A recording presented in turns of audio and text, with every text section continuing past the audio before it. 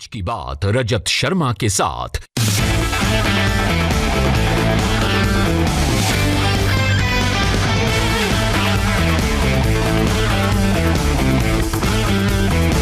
नमस्कार, आज की बात में आपका स्वागत है। आज की बात में आज मैं कुछ चौंकाने वाले खुलासे करूंगा। आपको कुछ ऐसे चेहरे दिखाऊंगा जिनसे उनकी असलियत सामने आ जाएगी। मैं आपको उन लोगों के बारे में बताऊंगा जिन्होंने किसानों के आंदोलन को हाईजैक कर लिया है। मैं आपको उन नेताओं की पूरी बैकग्राउंड बताऊंगा जो किसानों के नेता बनकर आंदोलन में आए थे, लेकिन अब उन्होंने किसानों का एजेंडा पूरी तरह से बदल दिया है। ये वो चेहरे हैं जो सरकार से टकराव चाहते हैं, किसी भी कीमत पर मोदी को हटाना चाहते हैं। ये वो किसान नेता हैं जो किसी भी तरह से समझौता नहीं होने देना चाहते, ये टकराव चाहते हैं।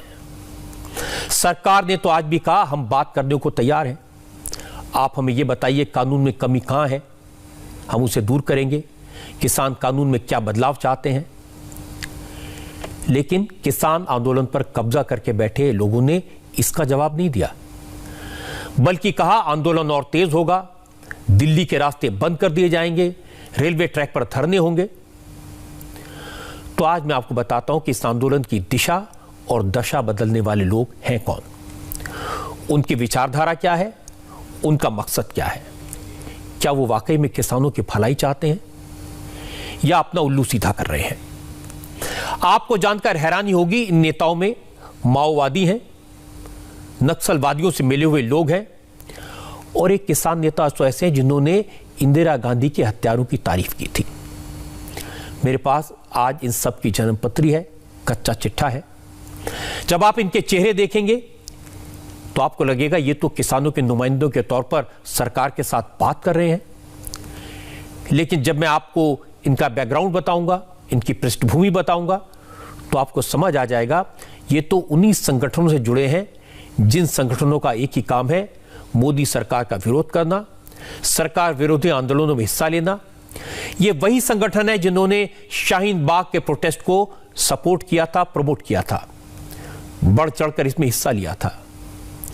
जो लोग किसानों के नेता बनकर सरकार से बात कर रहे हैं, उनके अपने राजनीतिक हित, अपनी राजनीतिक विचारधारा है। ज्यादातर किसान नेता मोदी विरोधी पार्टियों से जुड़े हैं, सबसे ज्यादा लेफ्ट पार्टीज के लोग हैं, कई लेफ्ट पार्टी से जुड़े हुए लोग हैं। इनमें कई संगठन सीपीएम, सीपीआई और सीपीआई-एमएल से जुड़े हैं और मैं आज एक एक करके इनके चेहरे आपके सामने बेनकाब करूंगा। किसान आंदोलन को लीड कर रहे बड़े चेहरों में एक नाम है दर्शनपाल सिंह। जब कल मैंने आपको दिल्ली के टीकरी बॉर्डर पर किसानों के मंच पर देशद्रोहियों के पोस्टर लगे होने की खबर दिखाई थी, शर्जील इमाम की तस्वीरें दिखाई थी, तब मैंने आपको किसान नेता दर्शनपाल की बात भी सुनवाई थी। दर्शनपाल ने किसान मंच पर पोस्टर लगाने का समर्थन किया था। तो मैं आपको बताता हूं, दर्शनपाल क्रांतिकारी किसान यूनियन के नेता हैं। इस संगठन की शुरुआत 2016 में हुई थी। क्रांतिकारी किसान यूनियन का सीपीएम से सीधा रिश्ता है। क्रांतिकारी किसान यूनियन का पंजाब के बठिंडा, फिरोजपुर, फरीदकोट, संगरूर और पटियाला जिलों में असर है। किसान आंदोलन का एक और बड़ा नाम है जोगिंदर सिंह उग्राहा। जोगिंदर सिंह उग्राहा ने भारतीय किसान यूनियन एकता उग्राहा संगठन की स्थापना की। बीकेयू उग्राहा के फेसबुक पर करीब 46,000 फॉलोअर्स हैं। इनका दबदबा पंजाब के अमृतसर, बठिंडा, बरनाला, गुरदासपुर, लुधियाना जैसे जिलों में किसानों पर है। इस संगठन और इनके नेताओं को लेफ्ट फ्रंट का करीबी माना जाता है। ये करीब 34 प्रो लेफ्ट किसान मजदूर संगठनों को एक प्लेटफॉर्म पर लेकर आए हैं। सितंबर में इन्होंने चीफ मिनिस्टर अमरिंदर सिंह के पटियाला महल के बाहर धरना दिया था। जाने माने वामपंथी हैं। और यह तस्वीर सुखदेव सिंह कोकरी की है। कोकरी 65 साल के हैं और बीकेयू उग्राहा के जनरल सेक्रेटरी हैं। पहले ये बच्चों को साइंस पढ़ाते थे, अब किसान आंदोलन में लेफ्ट विंग लीडर का रोल निभा रहे हैं। मुझे पंजाब के रिपोर्टर्स ने बताया कि पंजाब में होने वाले एजिटेशन के पीछे असली दिमाग सुखदेव सिंह कोकरी का ही है। बड़े चतुर हैं। जानकार मिली ये पुराने नक्सलवादी नेता हैं। और इनका काफी करीबी संबंध आज भी नक्सलवादियों से है। किसान आंदोलन का एक बड़ा चेहरा सुरजीत सिंह फुल। सुरजीत सिंह फुल भारतीय किसान यूनियन क्रांतिकारी के स्टेट प्रेसिडेंट है। भारतीय किसान यूनियन क्रांतिकारी भी सीपीएम से जुड़ा किसान संगठन है, कम्युनिस्ट पार्टी मार्क्सवादी। इसकी स्थापना 2004 में हुई थी। इसका असर बठिंडा, संगरूर, फाजिल्का, फरीदकोट, फिरोजपुर, मोगा और पटियाला में है। पंजाब सरकार ने 2009 में सुरजीत सिंह फुल को माओवादियों से रिश्ते होने के आरोप में गिरफ्तार किया था। सुरजीत सिंह फुल ने आज कैमरे के सामने माना कि वो वामपंथी विचारधारा को मानते हैं, उसके समर्थक हैं, वामपंथी संगठनों से जुड़े हैं। पॉलिटिकल पार्टी के संगठन का हम पार्ट नहीं है, पर जिथों तक ਅੱਡ पॉलिटिकल पार्टियां जिन्नियां भी हैगियां ने ਉਹਨਾਂ ਦਾ ਆਈਡੀਓਲੋਜੀ ਕੀ ਹੈ, ਉਹਨਾਂ ਦਾ ਪ੍ਰੋਗਰਾਮ ਕੀ ਹੈ, ਉਹ ਜਿਹੜਾ ਪੜ੍ਹਨਾ ਜਾਂ ਉਹਨਾਂ ਦਾ ਕੋਈ ਲਿਟਰੇਚਰ ਪੜ੍ਹ ਲੈਣਾ ਇਹ ਤਾਂ ਹੈ। ਅਸੀਂ ਪੜ੍ਹਦੇ ਹਾਂ ਸਾਰਿਆਂ ਦੇ, ਕਿਉਂਕਿ ਅਸੀਂ ਲੀਡਰ ਹੋਣ ਕਰਕੇ ਸਾਨੂੰ ਵੀ ਜਿਹੜਾ ਵੀ ਇਹ ਕਿਸਾਨੀ ਅੰਦੋਲਨ ਨੂੰ ਕਿੱਧਰ ਲੱਗੇ ਅੱਡ ਜਿਹੜਾ ਪੋਲੀਟੀਕਲ ਨਜ਼ਰੀਏ ਹੈਗੇ ਨੇ ਵੀ ਇਹ ਜਿਹੜਾ ਸਾਮਰਾਜੀ ਕੰਪਨੀਆਂ ਨੇ ਜਾਂ ਜਿਹੜਾ ਕਾਰਪੋਰੇਟ ਘਰਾਣੇ ਆ ਇਹਨਾਂ ਤੋਂ ਕਿਵੇਂ ਮੁਕਤੀ ਹੋ ਸਕਦੀ ਹੈ। ਇਹ ਅੱਡ ਪੋਲੀਟੀਕਲ ਪਾਰਟੀਆਂ ਇਹਦੇ ਤੇ ਕੀ ਕਹਿੰਦੀਆਂ ਨੇ, ਉਹ ਜਿੱਥੋਂ ਤੱਕ ਦਾ ਪੜ੍ਹਨਾ ਉਹ ਪੜ੍ਹਦੇ ਹਾਂ ਅਸੀਂ। किसी को आप सपोर्ट करते हैं वैसे विचारधारा के आधार पर? ਸਪੋਰਟ ਤਾਂ ਵਿਚਾਰਧਾਰਾ ਕੇ ਤੌਰ ਪਰ ਤਾਂ ਜੇ ਸਾਨੂੰ ਗਿਣਨਾ ਹੋਵੇ ਤਾਂ ਉਹਦੇ ਤਾਂ ਅਸੀਂ ਲੈਫਟ 'ਚ ਹੀ ਹਾਂ, ਪਰ ਲੈਫਟ ਦਾ ਜਿਹੜਾ ਵੱਡਾ ਕੈਂਪ ਹੈਗਾ ਅਸੀਂ ਉਸ ਦੇ ਨਾਲ ਜਰਨਲੀ ਜੇ ਕਹਿਣਾ ਹੋਵੇ ਤਾਂ ਅਸੀਂ ਰਾਈਟਿਸਟਾਂ ਦੇ ਕੈਂਪ 'ਚ ਨਹੀਂ, ਅਸੀਂ ਲੈਫਟਿਸਟਾਂ ਦੇ ਕੈਂਪ 'ਚ ਹੈ। आज हमने भी एक एक किसान नेता की बैकग्राउंड चेक की। किसान प्रोटेस्ट का एक बड़ा नाम अजमेर सिंह लाखोवाल है। इनके बारे में सुनेंगे तो आप चौंक जाएंगे। अजमेर सिंह लाखोवाल भारतीय किसान यूनियन लाखोवाल के अध्यक्ष हैं। इस संगठन की स्थापना 1992 में हुई थी। इस किसान संगठन को अकाली दल का करीबी माना जाता है। अजमेर सिंह लाखोवाल पहले भारतीय किसान यूनियन से जुड़े थे। अजमेर सिंह लाखोवाल ने 1994 में इंदिरा गांधी के हत्यारों की तारीफ की थी। इंदिरा गांधी के हत्यारों सतवंत सिंह और केहर सिंह को श्रद्धांजलि दी थी और कुछ छुपा कर नहीं दी थी। अजमेर सिंह लाखोवाल को 1999 में किसानों के लिए ट्रैक्टर खरीद के गड़बड़ी मामले में अरेस्ट किया गया था। भारतीय किसान यूनियन लाखोवाल का अमृतसर, फरीदकोट, फतेहगढ़ साहब, गुरदासपुर, होशियारपुर, लुधियाना, मानसा, पटियाला, रोपड़ और संगरूर में असर है। काफी अच्छी पकड़ है। अजमेर सिंह का बेटा कनाडा में रहता है और वो खुद भी अक्सर कनाडा जाते रहते हैं। अकाली दल के समर्थक हैं और अकाली दल के सपोर्ट से ही पंजाब मंडी बोर्ड के चेयरमैन भी बने थे। भारतीय किसान यूनियन लाखोवाल के जनरल सेक्रेटरी हरिंदर सिंह लाखोवाल है। ये पूरा ग्रुप अकाली दल का करीबी माना जाता है और आजकल लाखोवाल का संगठन किसानों के आंदोलन में काफी आगे है। किसान आंदोलन का एक बड़ा चेहरा बूटा सिंह बुर्ज गिल है। बूटा सिंह बुर्ज गिल भारतीय किसान यूनियन दाकुंडा के अध्यक्ष हैं। यह संगठन लेफ्ट पार्टी सीपीएम के करीब है। भारतीय किसान यूनियन दाकुंडा को एक तरह से सीपीएम का एक लोकल विंग माना जाता है। बूटा सिंह बुर्ज ने 2005 में इसकी स्थापना की थी। 2004 में बूटा सिंह ने अपनी पॉलिटिकल पार्टी भी बनाई थी।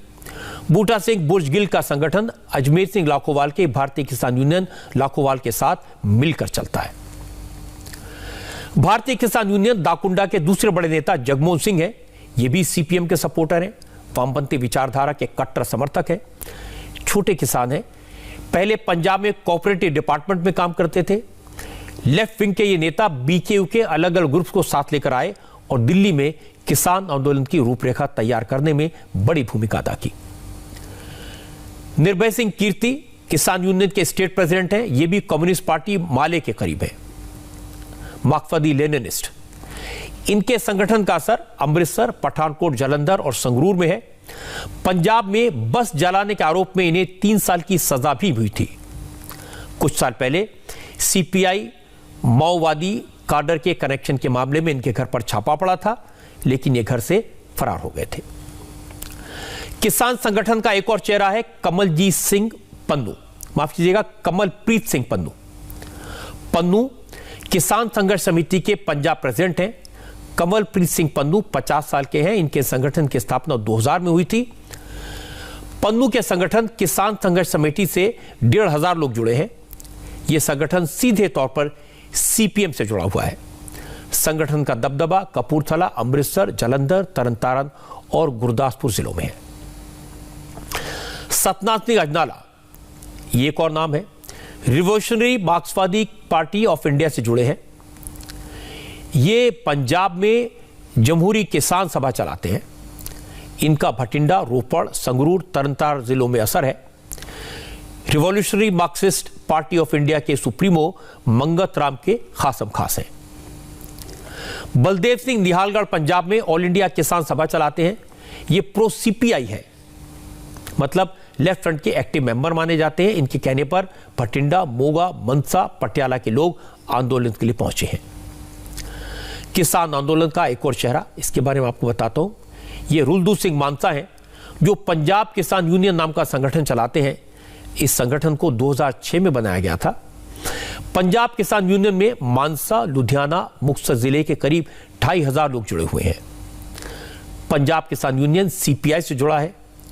रुलदू सिंह मानसा पहले भारतीय किसान यूनियन से जुड़े थे, लेकिन बाद में वो भारतीय किसान यूनियन से अलग हो गए और मानसा जिले में किसान मूवमेंट से जुड़े। कविता कुरुगाती बेंगलुरु से दिल्ली आई हैं। पिछले 27 साल से ऐसे ही अलग अलग आंदोलनों में हिस्सा लेती हैं। कविता कुरुगाती फिलहाल बैन हो चुके संगठन ग्रीन पीस इंडिया के डायरेक्टर अनंता पद्मनाभन के साथ हैं। वैसे ये आंध्र प्रदेश के गुंटूर की रहने वाली हैं, लेकिन आजकल पंजाब में किसानों के लिए काम कर रही हैं और दिल्ली में किसान आंदोलन की योजना बनाने में इनकी बड़ी भूमिका है। हन्नन मौला किसान आंदोलन का जाना माना चेहरा है। कुल हिंद किसान संघर्ष समिति चलाते हैं। ये मार्क्सवादी कम्युनिस्ट पार्टी के बड़े नेता माने जाते हैं। वैसे तो ये पश्चिम बंगाल के हावड़ा के रहने वाले हैं और बंगाल के उलबेरिया से मेंबर ऑफ पार्लियामेंट रहे हैं और एक बार नहीं 1980 से 2009 तक सीपीएम की तरफ से ये पार्लियामेंट के मेंबर रहे, संसद में बैठे। इस वक्त लेफ्ट फ्रंट के किसान संगठन के जनरल सेक्रेटरी है और इनकी काफी चलती है। अक्षय कुमार मेधा पाटेकर के करीबी हैं, नवनिर्माण विकास संगठन के नेशनल कन्वीनर हैं। किरणजीत सिंह शेखो सीपीआई-एम के संगठन कुल हिंद किसान संगठन के लीडर हैं, पेशे से वकील हैं और लेफ्ट फ्रंट के किसान नेता इनकी बात काफी ध्यान से सुनते हैं। मैंने आपको जिन किसान नेताओं के बारे में बताया, इनमें से ज्यादातर लेफ्ट पार्टियों से जुड़े हैं। किसानों और सरकार के बीच एग्रीमेंट नहीं बन पाने की एक बड़ी वजह लेफ्ट संगठनों के ये किसान नेता हैं। ये बात आज कृषि मंत्री नरेंद्र सिंह तोमर ने भी मानी।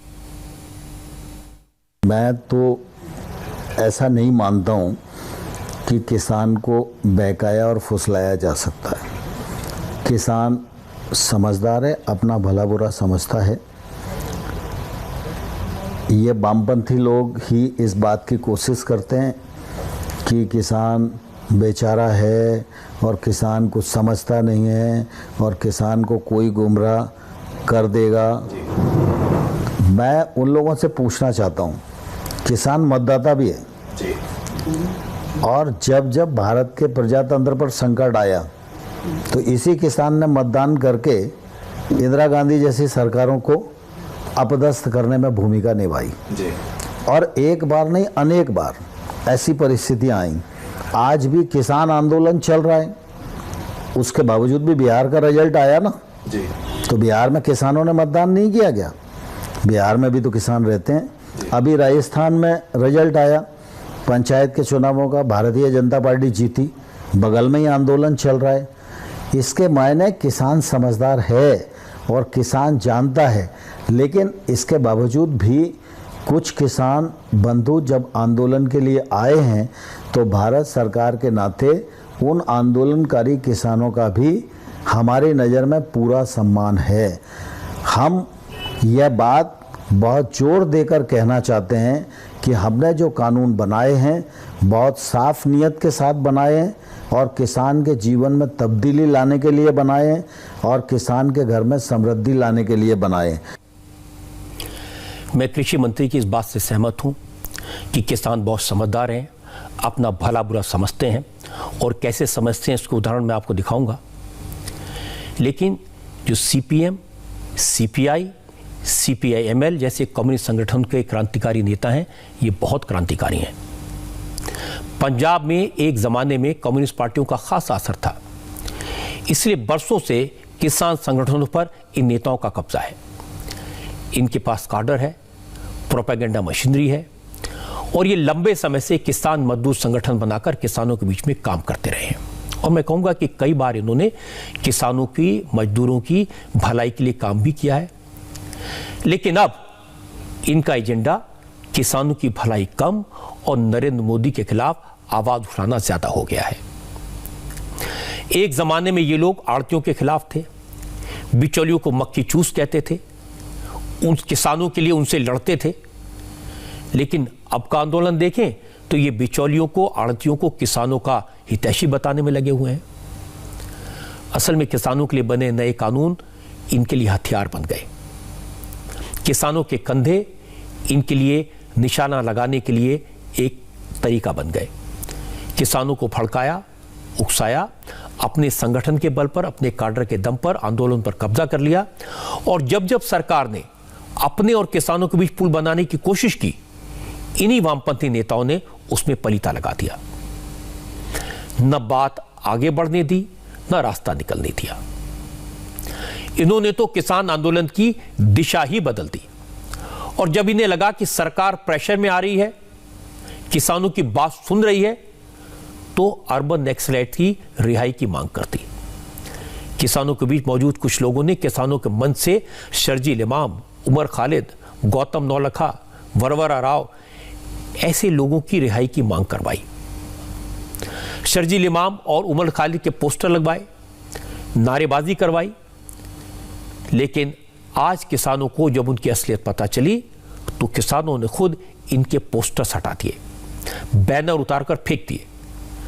जो बात मैंने आज की बात में आपसे कल कही थी, हो सकता है भोले भाले किसानों को शुरू में पता ही नहीं थी। उन्हें नहीं पता था कि शर्जील इमाम और उमर खालिद है कौन, उनके खिलाफ क्या आरोप हैं। लेकिन जब हमने बताया, उन्हें पता चला। किसानों को नहीं मालूम था कि शर्जील इमाम कौन है और उमर खालिद पर क्या आरोप है। जब सच्चाई सामने आई तो किसानों ने अपने हाथ से उन पोस्टर्स को हटा दिया जिनमें देशद्रोह के आरोपियों की तस्वीरें थी, जिन्हें रिहा करने की मांग की जा रही थी।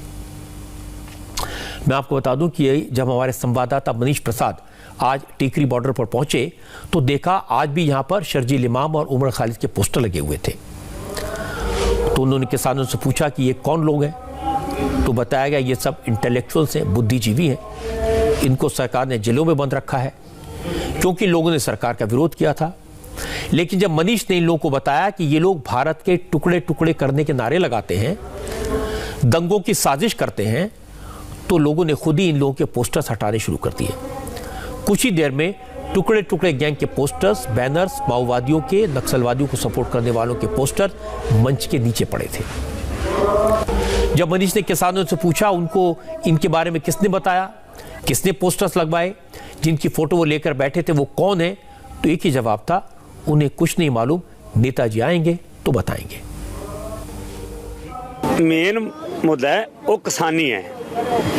किसानी अंदोलन ਦੇ ਚੱਲਦਿਆਂ ਹੋਇਆਂ ਕੋਈ ਵੀ ਦਿਨ ਵਗੈਰਾ ਆਉਂਦਾ ਹੈ ਅਸੀਂ ਮਨਾਉਂਦੇ ਆ। ਜਿਵੇਂ ਸਾਡੇ ਗੁਰੂ ਸਾਹਿਬ ਦਾ ਜਨਮ ਦਿਨ ਆਉਂਦਾ ਹੈ, ਜਿਵੇਂ ਆਇਆ ਸੀ ਅਸੀਂ ਉਹ ਵੀ ਮਨਾਇਆ। ਜਿਹੜਾ ਕੱਲ ਇੱਕ ਦਿਨ ਦਾ ਪ੍ਰੋਗਰਾਮ ਸੀ ਉਹ ਮਨਾਇਆ। ਅੱਗੇ ਵਾਸਤੇ ਵੀ ਚੱਲਦੇ ਘੋਲਾਂ ਜੇ ਸਾਡੇ ਜਿਹੜੇ ਸ਼ਹੀਦ हो जाते जोधे उन्होंने भी दिन असी बिच ही मनाने। ये क्यों मनाया आपने? क्योंकि ये तो वो लोग हैं ना जिनके ऊपर राजद्रोह का मामला है, उन लोगों को आप जगह देंगे क्या? नहीं जी, जेडे बुद्धिजीवी ने ना वो डके हुए ने। सरकार बुद्धिजीवी कहाँ है? ये तो कह रहे हैं भारत तेरे टुकड़े होंगे, क्या आपको बर्दाश्त होगा? नहीं नहीं जी, जेड़ा मीडिया है ना ਜਾਂ ਗੱਲ ਹੋਰ ਪਾਸੇ ਲੈ ਜਾਂਦੀ ਹੈ, ਜਿਹੜੀ ਸਰਕਾਰ ਹੈ ਹੋਰ ਪਾਸੇ ਲੈ ਜਾਂਦੀ ਹੈ। ਇਹ ਸਾਡਾ ਮੁੱਦਾ नहीं। कौन जिनके पोस्टर आपने लिए थे हाथ में? हाँ जी। अच्छा, आपको पता है कौन है शर्जील इमाम और ये लोग जिनके पोस्टर आपने हाथ में लिए थे? साडे आगू है जी जेड़े वो जानते हैं। आप जानते हैं इनमें से? नहीं नहीं, साडे आगू जानते हैं। टीकरी बॉर्डर पर किसानों के जिस मंच पर उमर खालिद, शर्जील इमाम जैसे लोगों के पोस्टर लगाए गए थे, वो मंच भारतीय किसान यूनियन एकता उग्रा का था। पोस्टर पर आयोजक के तौर पर इसी किसान संगठन का नाम था। मंच पर भाषण देने वाले लोग भारतीय किसान यूनियन एकता उग्रा से जुड़े हुए थे। इसलिए आज मनीष प्रसाद ने इस संगठन के सीनियर प्रेसिडेंट चंदा सिंह से बात की। उनसे पूछा, किसान तो देश का अन्नदाता है, देश से प्यार करता है, किसान के मंच पर टुकड़े टुकड़े गैंग के पोस्टर्स का क्या काम? लेकिन चांदा सिंह ने कहा यह तो सरकार का काम है, जिसे चाहे देशद्रोही बना दे। जिनके पोस्टर लगे वो जुल्म के शिकार हैं, उन्हें न्याय दिलाने के लिए पोस्टर लगाए गए थे। ਜਿਹੜਾ ਕੱਲ ਅਸੀਂ ਪ੍ਰੋਗਰਾਮ ਕੀਤਾ ਸਾਰੀਆਂ ਜਥੇਬੰਦੀਆਂ ਵੱਲੋਂ ਇਹ ਮੰਗ ਗਈ ਹੋਈ ਹੈ ਸਰਕਾਰ ਕੋਲੇ। ਕੋਈ ਉਹਨਾਂ ਨੇ ਇਹ ਨਹੀਂ ਕਿਹਾ ਵੀ ਤੁਸੀਂ ਗਲਤ ਮੰਗ ਕਿਵੇਂ ਪਾਈ ਬੈਠੇ ਹੋ। ਜੇ ਕੱਲ ਨੂੰ ਮਨੁੱਖੀ ਅਧਿਕਾਰ ਦਿਵਸ ਸੀ, ਦਿਨ ਸੀਗਾ ਕਿ ਮਨੁੱਖੀ ਅਧਿਕਾਰ ਰਹਿਣੇ ਚਾਹੀਦੇ ਹੈ ਤੇ ਮਨੁੱਖੀ ਅਧਿਕਾਰਾਂ ਤੇ ਕਿਸੇ ਨੇ ਉਹਨਾਂ ਕੋਈ ਕਤਲ ਨਹੀਂ ਕੀਤਾ ਕਿਸੇ ਦਾ, ਕਲਮ ਨਾਲ ਲਿਖਿਆ ਹੀ ਹੈ कि यह गल ठीक है गलत है। भीमा कोरेगांव की क्योंकि जो दोष लाना तो देखो सरकार किसी से दोष ला दे। भीमा कोरेगांव की घटना हो या अपने बात सुनो, देखो जिस अगर सरकार ने तो दोष लाने का काम है वो दोष लाउंदी है। हुण दोस्त वो इत्थे तक ला रहे हैं कि जिहड़ी भारतीय जनता पार्टी नाल जुड़े है वो देश भगत है, जिहड़े भारतीय जनता पार्टी नहीं जुड़े वो सारे देश के गद्दार है। आपसे सिर्फ ये पूछता हूँ कि जैसे अगर कोई आपके सामने कहता है भारत तेरे टुकड़े होंगे, क्या आप उसे क्या समझेंगे? देखो कोई इस किस्म की दोष लाने पर तो कुछ ही कहते भी आ थोड़े टुकड़े टुकड़े होंगे भारत के, कोई इस किस्म का पॉलिसी नहीं साडे साहब। अब चांदा सिंह की बात सुनने के बाद कहने को बहुत कुछ नहीं रह जाता। ये साफ साफ कह रहे हैं कि किसानों के मंच पर शर्जील इमाम और उमर खालिद के पोस्टर्स लगाना ठीक है। चांदा सिंह कौन है, किस संगठन से जुड़े हैं, इसका बैकग्राउंड क्या है, इसकी डिटेल्स भी मेरे पास है। भारतीय किसान यूनियन एकता उग्राह पंजाब के सबसे बड़े किसान संगठनों में से एक है। भारतीय किसान यूनियन एकता उग्राह के फाउंडर और स्टेट प्रेसिडेंट जोगिंदर सिंह उग्राह हैं। संगठन के जनरल सेक्रेटरी सुखदेव सिंह कोकरी। संगठन तो किसानों के नाम पर बना है, किसानों के लिए बना है, किसानों के लिए लड़ने के लिए बना है, लेकिन विचारधारा के तौर पर यह संगठन वामपंथी है, CPI ML से जुड़ा है, यानी उग्र वामपंथ की बात करता है, उन्हें सपोर्ट करता है।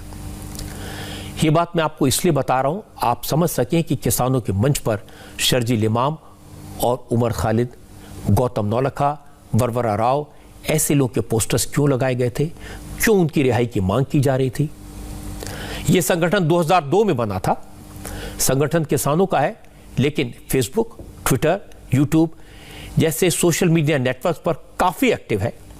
फेसबुक पर इस संगठन के 46,491 फॉलोअर्स हैं और इसी तरह के लोग हैं जो इस आंदोलन को गलत रास्ते पर ले जाने की कोशिश में लगे हैं। टीकरी बॉर्डर पर जो किसान बैठे थे उनको तो कुछ लोगों ने बहका दिया, लेकिन सिंघू बॉर्डर और गाजीपुर बॉर्डर पर बैठे किसानों को जब यह बात पता चली तो वो नाराज हो गए। सिंघू बॉर्डर और गाजीपुर बॉर्डर पर धरने पर बैठे किसानों ने इसे आंदोलन को भटकाने की कोशिश बताया। किसानों ने साफ साफ कहा कि आंदोलन के मंच पर इस तरह के पोस्टर लगाने की इजाजत नहीं होनी चाहिए। नहीं, बिल्कुल नहीं भटकेगा। देखो वो जो लोग हैं सरकार के छड़े हुए लोग हैं, देखो हमारे डिसिप्लिन वाले लोग हैं, वॉलंटियर हमारे लगातार ड्यूटी करते हैं। बिल्कुल कोई भी ऐसा आदमी हमारा जो किसान आए है, नरोल किसान है, इसमें कोई सियासी बंदा है, हम उसको स्टेज में भी नहीं बोलने देते। वो तो कोई सरकार के आदमी होंगे। हमारे किसान जो जथेबंदियां हैं ना, बहुत सूझवान लोग हैं, बहुत ज्यादा सूझे हुए हैं। आपने देखा ही है कैसे विचार करते हैं, कैसे कैसे बातें करते हैं। स्टेज के ऊपर आप सुनते हैं, वो दो चार लोग कोई बहरूबी हो गए, वो अलग बात है। इन चीजों से हमारा लेना देना नहीं। हम बाबा टिकैत के अनुयायी हैं। हम हमेशा किसान की बात करते हैं, शांति प्रिय की बात करते हैं। हम गलत उसमें नहीं जाते कभी। अगर इसमें कोई अराजक तत्व आता है उसमें हम उसको वो नहीं करते, हम समर्थन नहीं करते। हम बाबा टिकैत के अनुयायी हैं। हम शांतिपूर्वक धरना दे रहे हैं और हम शांति के अनुयायी हैं। जब तक सरकार हमारी मांगे नहीं मानती हम टिके रहेंगे। ये बात सुनकर अच्छा लगा कि किसान नेताओं में, किसान सपोर्टर्स में, किसानों में ऐसे लोग हैं जो असलियत को पहचानते हैं, जो न टुकड़े टुकड़े गैंग के साथ हैं, न माओवादियों के साथ हैं, न नक्सलवादियों के साथ हैं। वो सिर्फ किसानों की भलाई चाहते हैं और उसके लिए लड़ रहे हैं। और इसीलिए ऐसे लोगों के साथ सबकी सहानुभूति है। कोई नहीं चाहता कि ये लोग रात में ठंड में सड़क पर बैठें, किसानों के लिए लड़ते हुए ये टकराव करें। और आज कृषि मंत्री नरेंद्र सिंह तोमर ने भी यही बात कही। उन्होंने कहा कि जो तस्वीरें उन्होंने देखी, जिस तरह के नारे लगे, उससे उन्हें हैरानी हुई, लेकिन उन्हें इस बात का संतोष है कि अब तक किसानों ने अपने आंदोलन को अनुशासित रखा है और उम्मीद है कि किसान अराजक तत्वों को अपने मंच का इस्तेमाल नहीं करने देंगे, देश विरोधी ताकतों को अपने बीच नहीं घुसने देंगे। ये हमने इंडिया टीवी पर दिखाई हैं। ये तमाम तस्वीरें मैं अपने फ़ोन में आपको अभी दिखा रहा हूँ। सबसे पहले हमने इस खबर को सामने प्रदर्शित किया कि किस तरह से वो तमाम लोग शामिल हैं इस पूरे आंदोलन में, जो शायद किसान किसी तरीके से कहे नहीं जा सकते। शुरुआत किसान और किसान आंदोलन से हुई और इसलिए मैं इसको किसान आंदोलन की दृष्टि से ही देखता हूँ। हम सब जानते हैं कि किसान और खेती दोनों भारत सरकार की और देश की प्राथमिकता है और इसलिए मैंने अभी तक इसको और किसी नज़र से देखने की कोशिश नहीं की। लेकिन दुर्भाग्य के साथ मुझे ये कहना पड़ता है कि जब मैं मीडिया में ये खबरें सुनता हूँ कि उसमें गलत प्रकार के तत्व शामिल हो रहे हैं, जो फोटो और तख्तियाँ दिख रही हैं, हम सब इस बात को भलीभांति जानते हैं कि अगर ये तत्व और इस प्रकार की मानसिकता किसानों के कंधे पर बंदूक रख के अपना गोली चलाने की कोशिश कर रही है, तो मैं समझता हूँ किसानों के साथ ये घोर अन्याय है। किसान यूनियन के नेताओं को धन्यवाद देना चाहता हूं कि उन्होंने अभी आंदोलन में अनुशासन बनाए रखने का एक सफलतम प्रयत्न किया है। किसी प्रकार की हिंसा वारदात नहीं हुई है। जब चर्चा का क्रम पूरी तरह टूट जाए तो ही आंदोलन के अगले चरण की बात उन्हें करनी चाहिए और इस प्रकार के जो तत्व वहाँ मीडिया के माध्यम से देखने में आ रहे हैं और इस आंदोलन को विषयांतर करने की जो कोशिश गलत लोगों के द्वारा की जा रही है, किसानों को और किसान यूनियन को दोनों को इससे सावधान रहने की आवश्यकता है। कल जब मैंने किसानों के मंच से शर्जील इमाम और उमर खालिद के सपोर्ट में नारे सुने तो मुझे भी हैरत हुई थी। इसलिए मैंने पहले वीडियो की सच्चाई की जांच की, तहकीकात की। इसके बाद किसान भाइयों को इन लोगों की हकीकत दिखाई और सच्चाई पता लगने पर किसानों ने अपनी गलती सुधार ली। लेकिन चिंता की बात है कि किसानों के बीच अभी भी वो लोग बैठे हैं जो बहुत ऑर्गेनाइज्ड हैं, जो दूसरे किसान नेताओं को बार बार बहका देते हैं, भड़का देते हैं, डरा देते हैं और फिर अपने हिसाब से किसानों का इस्तेमाल करते हैं। आज ही खुफिया एजेंसियों की रिपोर्ट आई है जिसमें यह आशंका जताई गई है कि कुछ देश विरोधी ताकतें, खालिस्तानी आतंकवादी पाकिस्तान की ISI के साथ मिलकर किसान आंदोलन के दौरान गड़बड़ी कर सकते हैं। किसानों के बीच घुसकर हिंसक वारदात को अंजाम दिया जा सकता है जिससे वो भड़क जाए और जो आंदोलन शांति से चल रहा है वो हिंसक हो जाए, खून खराबा हो, सरकार और किसानों के बीच संघर्ष हो, टकराव हो। ये रिपोर्ट बहुत ही डराने वाली है, परेशान करने वाली है। भगवान करे ऐसा ना हो, न कोई भड़के, न कोई दंगा हो, न कोई झगड़ा हो। लेकिन अब ज्यादा सावधानी की जरूरत है। मुश्किल है कि किसान संगठन फिलहाल बातचीत की टेबल पाने को तैयार नहीं है। वामपंथी दलों से जुड़े नेताओं ने किसानों को बताया कि सरकार उन्हें गुमराह कर रही है। तीनों कानून किसान विरोधी हैं, इसलिए उनमें बदलाव से कोई फायदा नहीं होगा। तीनों कानूनों को रद्द करने से कम पर बात नहीं बनेगी। किसान 70 करोड़ किसान दिन मर रहा है। जो कानून उसको मौत का परवाना है वो हाथ जोड़ के निवेदन कर रहा है, भाई हमारा ये कानून वापस लो। सर्दी में बैठे हैं, लंबा लड़ाई लड़ रहा है। मानविक अधिकार रहे तो सरकार उसको जल्दी सुलझा के घर भेजे, मगर सरकार अपना बात में आड़े रहे। जो हम नहीं चाहता है वो हमको जबरदस्ती करवाने का कोशिश कर रहा है। और हम जो मांग रहे हैं 6 महीना से, एक दिन नहीं, 6 महीना से कंटिन्यूअस मांग रहा है, उसी के बात करने के लिए तैयार नहीं। इसलिए वो जो बात है वो फाजूल है, वो लोग को ठगाने के लिए है, दुनिया को दिखाने के लिए है और फार्मर्स को बदनाम करने के लिए। वो जो मिनिस्टर कल बड़ा भाषण दिया वो सब ऐसा ही है, हम उसको रिजेक्ट किया। इसलिए हम चाहते हैं हमारा आंदोलन जारी रहेगा, इसके अलावा हमारे सामने कोई रास्ता नहीं। ये हन्नन मौला है, इनके बारे में आपको बता चुका हूं कि CPM के नेता हैं। कम्युनिस्ट पार्टी मार्क्सवादी से ये MP बने रहे काफ़ी साल तक और ये सिर्फ सियासी बात करते हैं, पॉलिटिकल बात करते हैं, किसानों से जुड़े इश्यूज की बात नहीं करते। ये सिर्फ सरकार के खिलाफ बात करते हैं। इन्होंने और वामपंथी दलों के बाकी नेताओं ने अब पंजाब से हजारों किसानों को दिल्ली की तरफ कूच करने का संदेश भेजा है। पंजाब से किसानों के जत्थे दिल्ली की तरफ निकल पड़े हैं। हालांकि सरकार ने दावा किया कि वो जल्दी किसानों के नए कानूनों के बारे में ज़्यादा जानकारी देने के लिए, जागरूकता लाने के लिए कैंपेन चलाएगी। कानून के एक एक पॉइंट पर सरकार के मंत्री देश के अलग अलग शहरों में जाकर मीडिया से बात करेंगे, लेकिन ये सब तो बाद में होगा। फिलहाल तो किसान सड़कों पर हैं।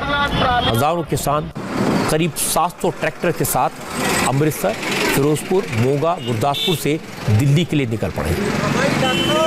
अमृतसर से दिल्ली की तरफ आ रहे हाईवे पर एक तरफ ट्रैक्टर दिख रहे हैं जिनके पीछे बड़ी बड़ी ट्रॉलियां लगी हैं जिनमें तंबू लगे हैं। एक एक ट्रॉली में 10 से 15 किसान हैं जो दिल्ली की तरफ बढ़ रहे हैं। ट्रैक्टर ट्रॉली हमारे पास 750 से ऊपर हैं। जो आम व्हीकल बस है, ट्रक है, निजी व्हीकल है लोगों के, उनकी कोई गिनती नहीं है। तो हजारों व्हीकलों का जथा आगे हमें चलाएंगे। तकरीबन 50,000 के नजदीक जो किसान मजदूर है वो दिल्ली कुंडली बॉर्डर की ओर जाएंगे। ये बहुत बड़ा काफिला जो आगे दुराहे जाकर तो 50,000 के ऊपर काफिला हो जाएगा, बहुत बड़ा। आगे ब्यास भी जो हमारी जो ट्रैक्टर ट्रालियां खड़ी हैं यहाँ से काफिला लेकर जाएंगे। और जो खेती कानून है हमारे जो मोदी सरकार ने वो लागू किया, उसको रद्द करवाने के लिए जो संघर्ष हमने शुरू किया उसको वो और बढ़ावा देने के लिए हम ये जथा लेकर दिल्ली में जा रहे हैं और ऐसे और भी जाएंगे। पूरे इंतजाम किए हुए हैं, राशन साथ लिया, बिसौने के लिए बिस्तर लाए हुए हैं और केंद्र की मोदी सरकार के खिलाफ हम लड़ने के लिए जा रहे हैं। जो खेती के 3 कानून आए उनको वापस करवाने के लिए बहुत बड़ी तैयारी के साथ जहाँ से तो रहे हैं और जो सैकड़ों के साथ जो व्हीकल हमारे साथ जा रहे हैं और पूरा जिला बाजी बड़ा काफिला जिला वा और दिल्ली की तरफ हम रवाना कर रहे हैं। किसान हमारे अन्नदाता हैं, सब उनके साथ हैं। किसान आंदोलन करें, दिल्ली आएं, सरकार पर प्रेशर बनाएं, इसमें कोई बुरी बात नहीं है, कोई गलत बात नहीं है। लोकतंत्र में अपनी बात कहना किसानों का अधिकार है, लेकिन किसानों को थोड़ा सा सावधान रहना होगा। और मुझे लगता है 3 मोर्चों पर खास तौर पर सतर्क रहने की जरूरत है। पहला, किसानों को ध्यान रखना होगा कि कहीं देश विरोधी ताकतें, आतंकवादी संगठन, देश के दुश्मन किसान आंदोलन में घुसकर अपने खतरनाक इरादों को अंजाम देने में कामयाब न हो जाए। दूसरी ध्यान रखने वाली बात यह है कि जिन लोगों के राजनीतिक मंसूबे हैं, जो किसानों को ढाल बनाकर आगे बढ़ रहे हैं, जो किसानों के नेता बनकर सरकार और किसानों के बीच टकराव पैदा करना चाहते हैं, उन लोगों से किसानों को दूर रहना होगा, तभी कोई रास्ता निकलेगा। और तीसरी बात यह है कि कोरोना का संकट है, कोई नहीं चाहता कि दिल्ली में अपने हक के लिए आंदोलन कर रहे किसान भाई एक नई मुसीबत में पड़ जाएं, कोरोना की चपेट में आ जाएं। इसकी फिक्र सबको है और ये चिंता आज इसलिए बढ़ गई क्योंकि किसान आंदोलन में ड्यूटी कर रहे दिल्ली पुलिस के 2 बड़े अफसर कोरोना पॉजिटिव पाए गए हैं। ये अफसर डीसीपी और एसीपी रैंक के हैं। करीब 1 दर्जन पुलिस वाले भी फिलहाल बीमार हैं, उन्हें फीवर है, कोरोना टेस्ट हुआ है लेकिन रिपोर्ट नहीं आई है। इसलिए जहां जहां किसान आंदोलन हो रहा है, आज वहां सरकार ने मोबाइल कोरोना टेस्टिंग यूनिट तैनात कर दी। हालांकि मुश्किल है कि किसानों को बताया गया कि कोरोना भी सरकार की तरफ से फैलाया गया झूठ है, कोरोना कुछ है नहीं, होता नहीं, इससे डरने की जरूरत नहीं है। डॉक्टर्स को लोगों को ये समझाने में मशक्कत करनी पड़ रही है कि जो लोग बीमार हैं, धीरे धीरे डॉक्टर्स उनको बात समझा पा रहे हैं। पता यह लगा था कि किसान आंदोलन में करीब 300 लोग बीमार हैं, उन्हें बुखार है। आज कुछ लोग डॉक्टर्स को दिखाने आए, उन्हें फीवर था, खांसी थी, डॉक्टर ने उन्हें कोरोना टेस्ट कराने की सलाह दी है। कुछ किसानों ने डॉक्टर्स की बात मानी, लेकिन जो लोग अब तक बीमार नहीं हैं उन्हें समझाना मुश्किल है क्योंकि वो खुद को कोरोना प्रूफ समझ रहे हैं। उन्हें लगता है कि उन्हें कभी कोरोना हो ही नहीं सकता। मैडम, हमें लगता नहीं कि ऐसी बीमारी कोई है। हमें हमारा इम्यूनिटी पावर इतना स्ट्रॉन्ग है, हमारे साथ पॉजिटिव है, तो हमें तो लगता नहीं कभी वही रिपोर्ट पॉजिटिव आ रही है, वही रिपोर्ट नेगेटिव आ रही है। कहाँ से आए आप? जी, हम जयपुर से आए हैं। जयपुर में कोरोना नहीं है कोरोना, पर हमें तो जो हमारे साथ के हैं उनकी रिपोर्ट हमने देखी है, किसी की पॉजिटिव है, उसी की नेगेटिव आ रही है दोबारा। समझ में नहीं आ रहा है कि नहीं है ये। हम पूछ रहे हैं, अगर गवर्नमेंट को लगता है अगर उनकी प्रजा है उस राजा की, तो उसको टेस्ट करवाना चाहिए। मास्क वैसे लगाना चाहिए था मुझे, ये भी भूल है, मास्क लाया हूँ, लगा लूंगा, ये सुरक्षा जरूरी है। आप प्रदर्शन तो कर रहे हैं, बिल्कुल करिए, ये आपका हक है, लेकिन सुरक्षा मायने रखती है ना काका? जी रखती है, बिल्कुल मायने रखती है। कोरोना कोई है ही नहीं, हम जाने ही ना कोरोना। अब इन लोगों को कौन समझाए जो कहते हैं कि कोरोना है ही नहीं? उन्हें कौन समझाए जिन्हें जो कहते हैं कि मेरी इम्यूनिटी इतनी स्ट्रांग है, मुझे कोरोना नहीं हो सकता? सिंघू बॉर्डर पर भी हजारों किसान जमे हैं। न तो कोई मास्क पहनता है, न सोशल डिस्टेंसिंग का नामो निशान है। सिंघू बॉर्डर पर तैनात आउटर नॉर्थ दिल्ली के डीसीपी गौरव और additional DCP Ghanshyam Bansal corona positive होने के बाद होम आइसोलेशन में चले गए हैं। अब सिंघू बॉर्डर पर तैनात ज्यादातर पुलिस वालों का कोरोना टेस्ट किया जा रहा है। कुछ पुलिस वाले तो मौके पर पहुंची मोबाइल ट्रेसिंग वैन के पास जाकर टेस्ट करा रहे हैं। इस मोबाइल वैन के जरिए एंटीजन और आरटीपीसीआर दोनों तरह के टेस्ट हो रहे हैं। रोजाना 200 लोगों का टेस्ट कराने का टारगेट रखा गया है। यहाँ डीएम नॉर्थ की तरफ से ये टीम है और इसमें टीचर्स वगैरह भी हैं और मेडिकल टीम भी है, डॉक्टर भी हैं। तो इसमें हमारा टारगेट है 200 टेस्ट पर डे। आप लोग मोबिलाइज भी कर रहे हैं जाके भीड़ में कि जिसको कराना है? हाँ, आशा वर्कर और वो है ना जो टीचर्स हैं वो मोबिलाइज कर रहे हैं। अच्छा, क्या कहते हैं जाके? बस वो कि भाई अपना टेस्ट कराओ, जिसको जो सिम्टम है, जिनको सिम्टम नहीं भी है सभी को बोल रहे हैं कि भाई टेस्ट तो कराओ। किस तरह का टेस्ट कर रहे हैं भैया, एंटीजन या आरटीपीसीआर? एंटीजन और आरटीपीसीआर दोनों ही कर रहे हैं सर। दिल्ली के बॉर्डर पर आंदोलनकारी किसानों के बीच मेडिकल कैंप लगाए गए हैं, जहां डॉक्टर दिन रात ड्यूटी दे रहे हैं। दवाइयों का इंतजाम क्या है? हमारे संवाददाता अभय पाराशर से बात करते हुए डॉक्टर्स ने कहा, कई लोगों में कोरोना के सिम्टम्स दिखते हैं और ऐसे लोगों को वो तुरंत एम्बुलेंस के जरिए कोरोना टेस्ट के लिए भेज देते हैं। खतरा तो हो ही सकता है। मास्क अभी हमने चाय पीने के लिए अभी निकाला है, सारा दिन पहनना पड़ता है। अभी अगर हमको लगता है तो हम भेजते हैं उनको कि किसी सरकारी इधर कोई भी हॉस्पिटल है जहाँ डिस्पेंसरी है उधर कोविड टेस्ट करवाने के लिए, क्योंकि हमारे टेस्ट करवा रहे हैं, भेज रहे हैं। हमको जो कोई भी सिम्टम नजर आता है, हमारे एम्बुलेंस है जो क्वारंटाइन करके हॉस्पिटल भेज देते हैं। एक एम्बुलेंस हमारी इनके साथ पक्की है जो पेशेंट हॉस्पिटल भी भेजती है नाल। ऐसे कुछ पेशेंट आए हैं जिन्हें कोई सिम्टम लगा? मेरे पास कोई ऐसा पेशेंट आया। पश्चिम बंगाल में आप जानते हैं कि ममता बनर्जी और केंद्र सरकार आमने सामने हो गई है। कल बीजेपी अध्यक्ष जेपी नड्डा के काफिले पर पथराव के बाद कोलकाता से लेकर दिल्ली तक हलचल तेज हो गई। पश्चिम बंगाल के राज्यपाल जगदीप धनखड़ ने इस मामले में अपनी रिपोर्ट केंद्र सरकार को सबमिट कर दी है। जगदीप धनखड़ ने आज कहा कि मुख्यमंत्री ममता बनर्जी ने संविधान की शपथ ली है, लेकिन संवैधानिक परंपराओं और मर्यादाओं का उल्लंघन कर रही है। दूसरी अपडेट यह है कि ममता सरकार की तरफ से यूनियन होम मिनिस्ट्री को जवाब दे दिया गया है।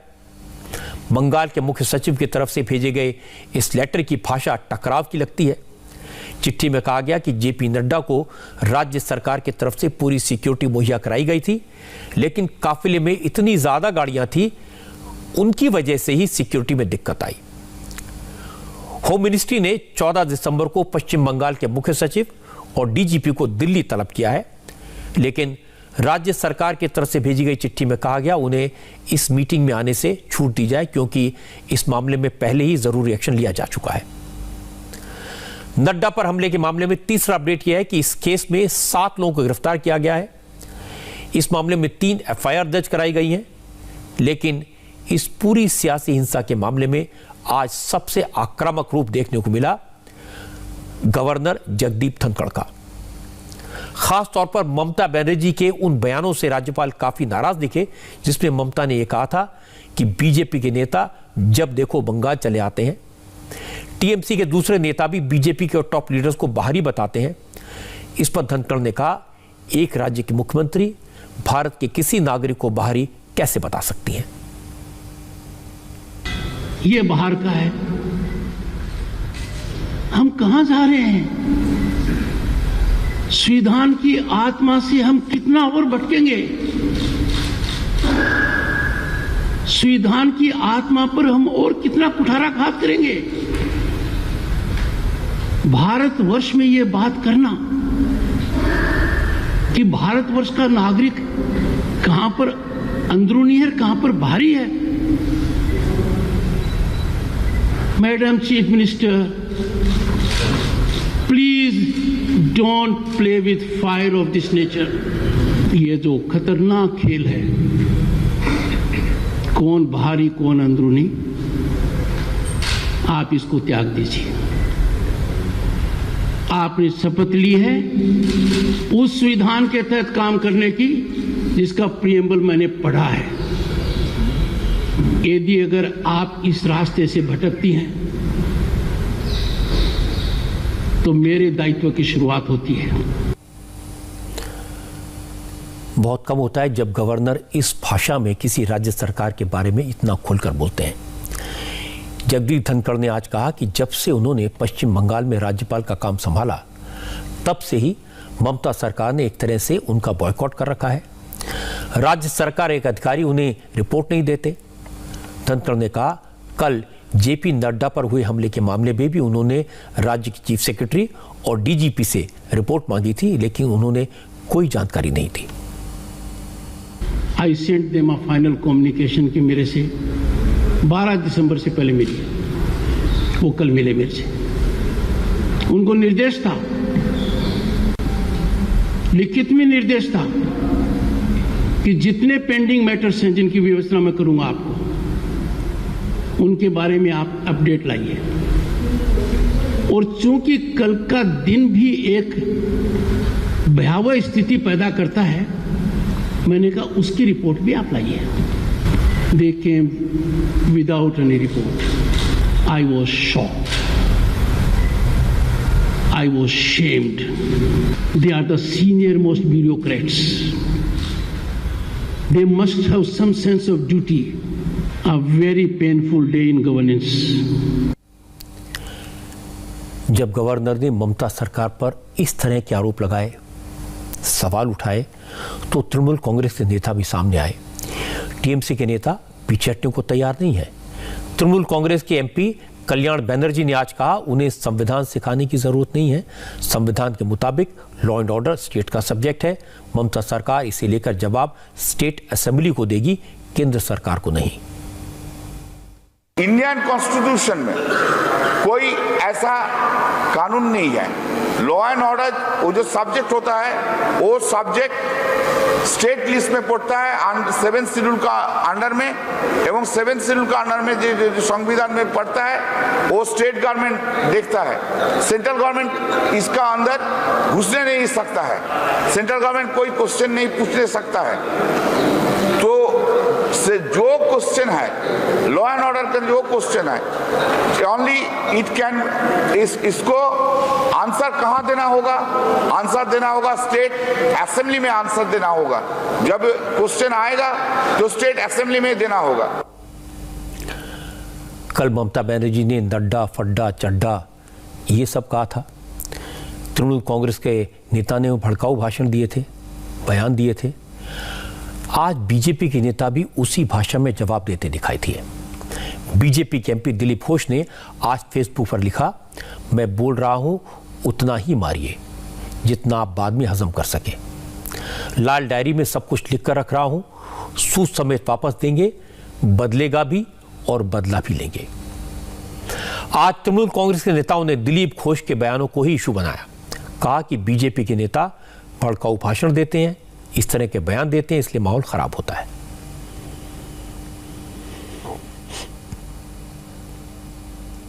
आप लोग देखा है जे हर दिन सुबह दिलीप घोष जो है उनका प्रेसिडेंट और डेली प्रोवोक करता है, इधर कुछ ना कुछ बात करके प्रोवोक करता है। कभी बोलता है सामने आएगा तो गाड़ी चला, ऊपर में गाड़ी चला देगा, पुलिस को मारेगा, पुलिस हायर करेगा, ऐसा सब प्रोवोक करता है, डेली प्रोवोक कर रहा है। बीजेपी इधर जो प्रोवोकेशन जो कर रहा है उसका कल भी राकेश सिंह भी प्रोवोक किया था। इस बीच एक और दुर्भाग्यपूर्ण घटना कल रात दिल्ली में हुई।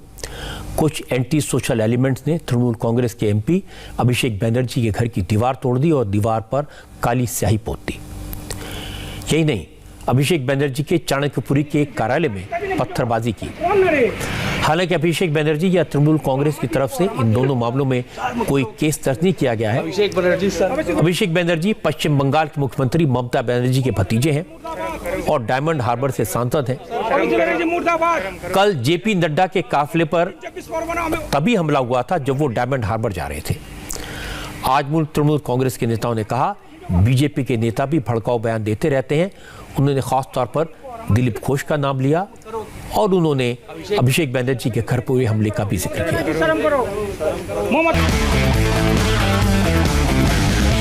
और बात की अच्छी खबर, अकेला आदमी ठान ले तो क्या कर सकता है कि इसकी मिसाल मेरे पास है। खबर मुंबई से।